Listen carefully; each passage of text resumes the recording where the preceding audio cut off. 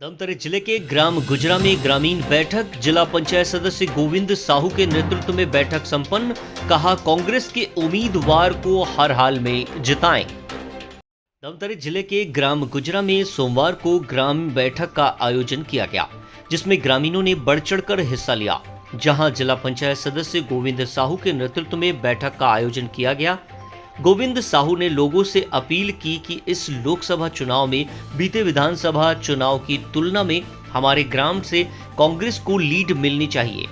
हम आपको बता दें, विधानसभा चुनाव में गुजरा से विधायक ओंकार साहू को 200 से अधिक वोटों से लीड मिली थी। जहां ग्राम गुजरा में कुल 1800 मतदाता हैं, जिसमें मतदाताओं के अलग अलग रुझान प्रत्याशियों को देखकर जाते हैं। कभी कांग्रेस भारी मतों से आगे रहती है तो कभी बराबर की स्थिति भी यहां निर्मित होती है। बीते लोकसभा चुनाव की अगर हम बात करें तो कांग्रेस और बीजेपी में कांटे की टक्कर गुजरा से थी। सभी प्रवक्ताओं ने अपने अपने विचार ग्रामीण बैठक में रखे। जहां कांग्रेस की खूबी बताते नजर आए, वहीं बीजेपी को आड़े हाथों भी लिया, जिसमें महंगाई, बेरोजगारी और किसानों के मुद्दे इस बैठक में हावी रहे। आज जो बैठक था, दो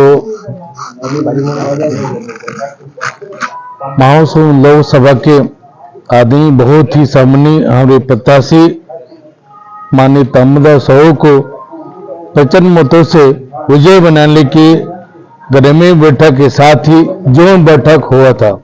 इस बैठक में गांव के साथ ही गांव के तमाम कार्यकर्ता, माता बहनें, साथी आए हैं और एक ही मकसद है कि वास्तव में यह चुनाव लोकतंत्र को बचाने के लिए चुनाव है। एक तरफ तानाशाह मोदी सरकार है जो देश में ईडी, इनकम टैक्स से भाई शासकीय संस्थाओं को गुलाम बना करके और संविधान को खत्म करने की दिशा में जा रही है। और कांग्रेस पार्टी का एक ही उद्देश्य है, देश में लोकतंत्र जीवित रहे, देश में संविधान जीवित रहे। इस देश के नेताओं ने, कांग्रेस पार्टी के नेताओं ने खून बहाकर, पसीना बहाकर अपनी कुर्बानी देके देश को आजाद करा। आजाद करने के बाद देश में एक ऐसा संविधान बनाए जो दुनिया में बहुत ही अपने आप में अद्भुत संविधान है। एक तो ये संविधान जितना कठोर है उतना ही ले चला है। इस संविधान में सबको समान अधिकार मिला है। एक तरफ हर प्रति को एक वोट डालने का अधिकार है, एक तरफ मजदूर को भी एक वोट डालने का अधिकार संविधान ने दिया है। माननीय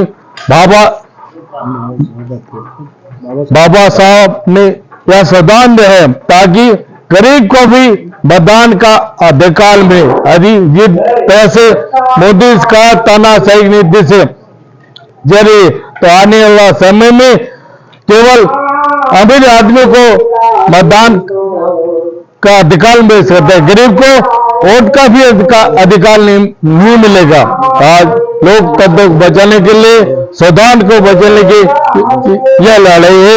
आज के समय में पूरे हर तरफ कांग्रेस पार्टी के लहरे और तानाशाह मोदी की जुमलेबाजी सरकार को भगाना के लिए पूरे देश की जनता आतुर है और इसी तरह कांग्रेस पार्टी जीत तय है। कांग्रेस पार्टी ने 5 न्याय और 25 गारंटी, 5 गारंटी 25 न्याय की बात रखी है। हर महिला को साल में 1 लाख की राशि हर महिला को मिलेगी। साथ ही युवाओं को 20 लाख की नौकरी मिलेगी और मजदूरों को की मनरेगा के तहत 400 रुपये रोजी एक मजदूर को मिलेगा। ऐसी कांग्रेस पार्टी ने घोषणा की है। बहुत सारी घोषणाएं, मुख्य बातें हैं कि जो महालक्ष्मी न्याय योजना के तहत महिलाओं को हर साल 1 लाख राशि मिलेगी, युवाओं को 30 लाख नौकरी, मनरेगा के तहत मजदूरों को 400 रुपये की राशि मिलेगी। कांग्रेस पार्टी आम गरीब आदमी की पार्टी है, जिनको जाना जाता है। और इस बार सबसे बड़ी ताकत हमारी, इस बार भी हमारे जो लोग हमारे साथ जुड़े हैं, कांग्रेस के साथ जुड़े हैं, वो और हमारे कार्यकर्ता, जो देश की स्थिति को हम बताने के लिए घर घर हमारे कार्यकर्ता रोज जाएंगे, उनसे संपर्क करेंगे और उनको देश की हालात को अवगत कराते हुए कांग्रेस पार्टी को जिताने के लिए और देश के संविधान को बचाने के लिए इस मोदी सरकार को हटाना कितना जरूरी है, इस बात को हम जनता के पास में रखेंगे। इसी आधार पे हम चुनाव इस बार जीत भी रहे हैं। माहौल पूरे कांग्रेस के पक्ष में। मैं दयाराम साहू, धमतरी जिला कांग्रेस कमेटी का सचिव हूँ, पूर्व में जनपद सदस्य रहा हूँ। क्योंकि वर्तमान में लोकसभा के चुनाव जीतने के लिए मोदी की नीति ही इस देश की जनता समझ चुकी है, उनकी जुमलेबाजी को समझ चुके हैं और 10 साल की उनकी शासन व्यवस्था देख चुके हैं, जहां लोगों के साथ में केवल और केवल छलावा हुआ है और झूठ बोलने का काम हुआ है।